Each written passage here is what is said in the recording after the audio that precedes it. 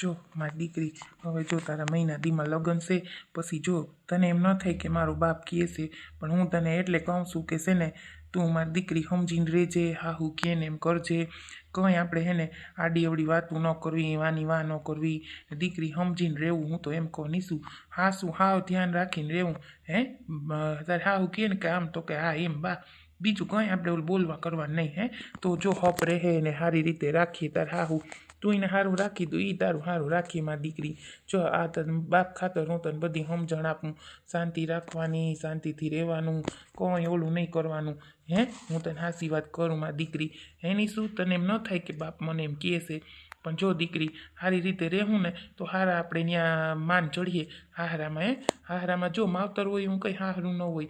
હે હાસું કહું ને નીસું?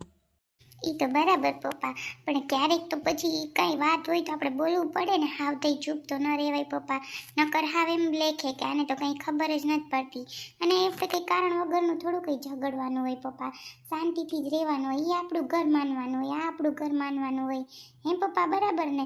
હે હું એમ નથી કહેતી, પણ આ બધું હરખું જ આપણે રહેવાનું હોય. હે પણ ક્યારેક તો જો પપ્પા કંઈ કોઈ બોલે તો આપણે હાવ ચૂપે ન રહેવાય, તો હાવ આપણો પગ કાઢી મૂકે ઘરમાંથી. બરાબર ને? એને માવતર જેવું તો હારે હોય જ નહીં. અમુકને હોય, આપણે એમ નથી કહેતા, પણ હાવ કંઈ માં જેવું તો ન જ હોય. ના, આ તો જો હું તારો બાપ છે ને, એટલે તને બાપ તરીકે છે ને હું બધી છે ને શીખામણ આપું, નકર કંઈ મને ઓલું કંઈ ન હોય. આ તો દીકરી તને કોઈ દી મેં કીધું દીકરી આમ કરવાનું તેમ કરવાનું.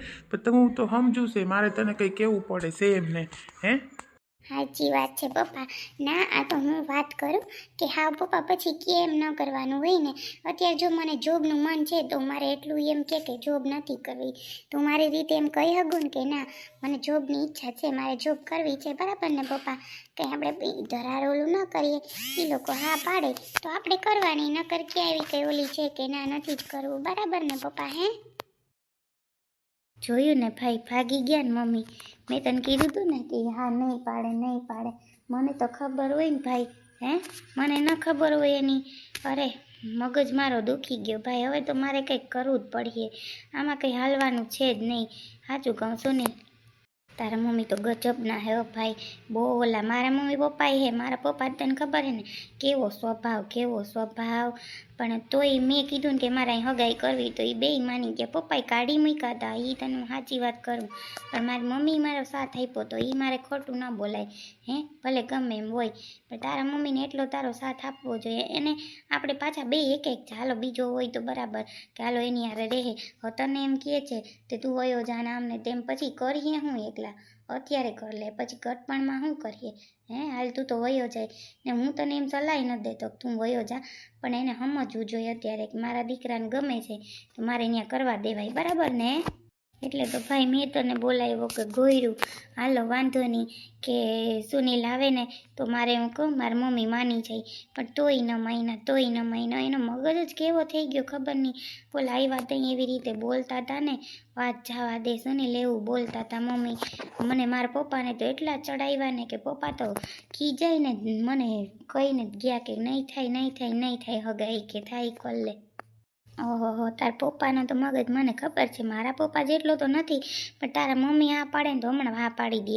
હે બરાબર ને? મારી મમ્મી સાથ દીધો તો મારા પપ્પા એકલા રહ્યા ને, ખબર પડી ગઈ હતી 8 દીમાં. તને ખબર હે એમ એકલું રહેવું હેલું નથી. હવે જેમ ઉંમર થાય એમ આપણું પછી કંઈ લોહીની ઓલી ન હાયલા રાખે કે હા આપણે પહેલાં વય વાર થયા રાખીએ. હે સાચું ને?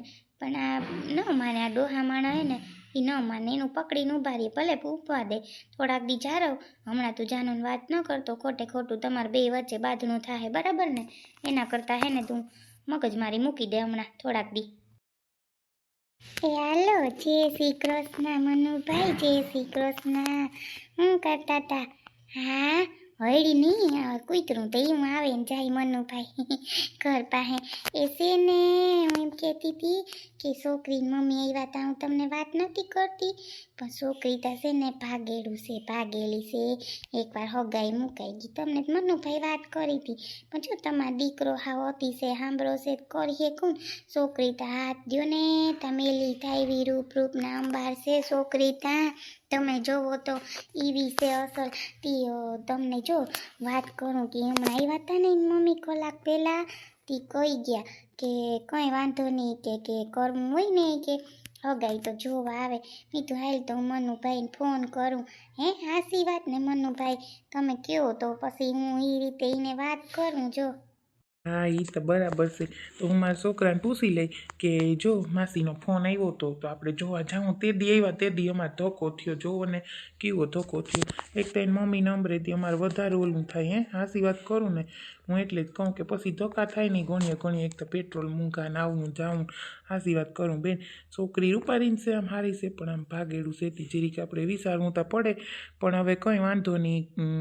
છોકરાને મારા કોઈ દેતું નથી. જોતા કેવડી ઉંમર થઈ ગઈ. તમને ક્યાં નથી ખબર.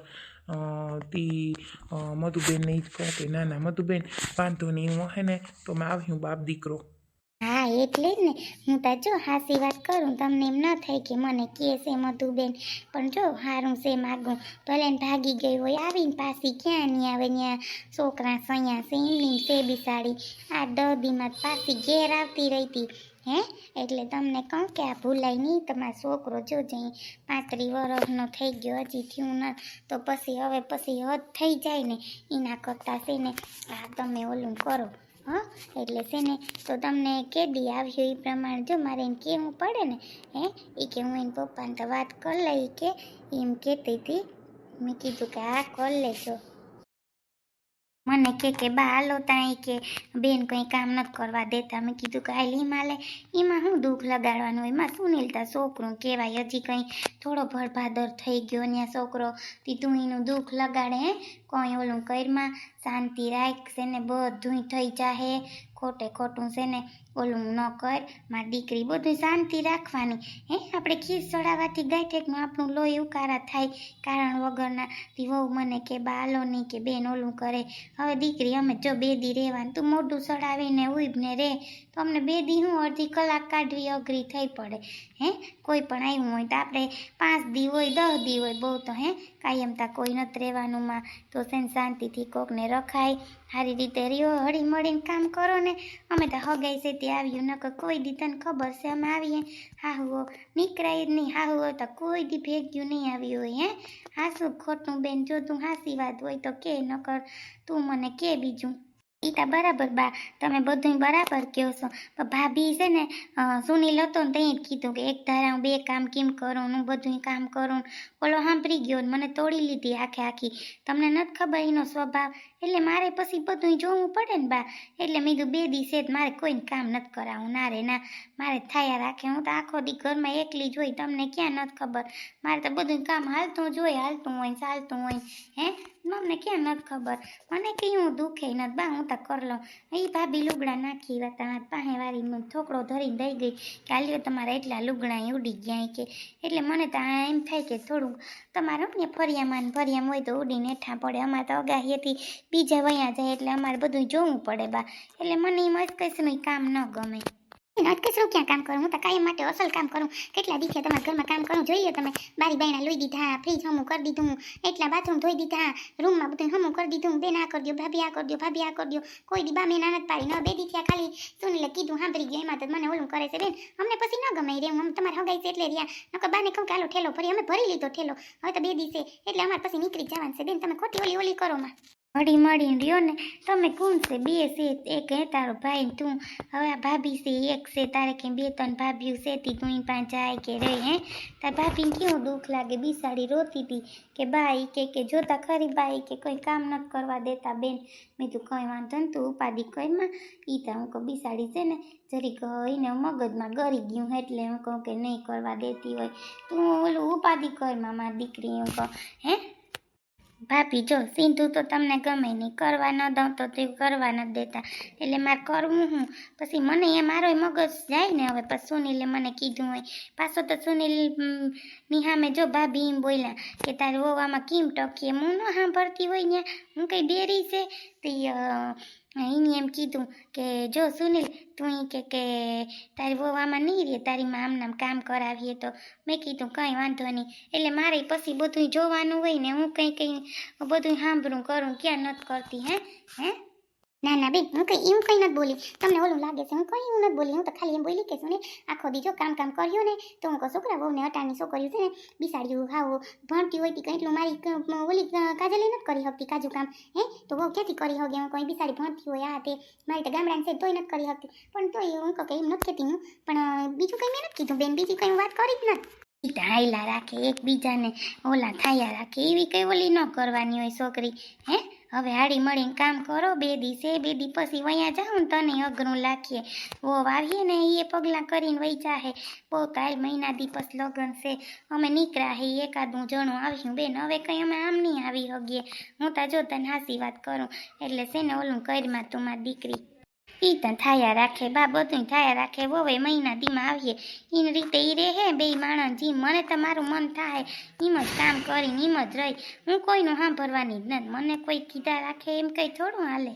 જો બા મોટું સડાઈને ભાગે મોટું એને ખબર છે કે બેદી મયા જાય એમ ન કરાય આનો તો ઉપાડો છે જવા દે કંઈ વાંધો નહીં જીમ કરવું ને કરવા દે નામાં હાહુ છે ને પગ ધોઈને પીવાયું તો એમ કહું એવી હાહુ હારી હોય ને તો કંઈ ઓલું કરાય નહીં દીકરી શાંતિ રખાય શાંતિથી રહેવાનું મા બાપનું છે ને નાક આપણે છે ને કોઈ દી કપાય ને એવું કંઈ કરવાનું જ નહીં મારી દીકરી હાવ ધ્યાનમાં રાખવાનું શાંતિથી રહેવાનું હે બા તો બા આમ કે આમ તેમ એમ કરવાનું હું તને એમ કહું ઈ તો પપ્પા બધી વાત બરાબર છે પણ બધું આપણે મારે જો જોબ કરવી તો મારે હું એમ કે નથી કરવી તો મારે હું ના પાડવાની એટલે મારે કરવી હોય તો મારે કરવી પડે ને હે એટલે બધું જોવાનું ને નકર બોલવું પડે આપણે એવું કંઈ નથી કે ન જ બોલાય પપ્પા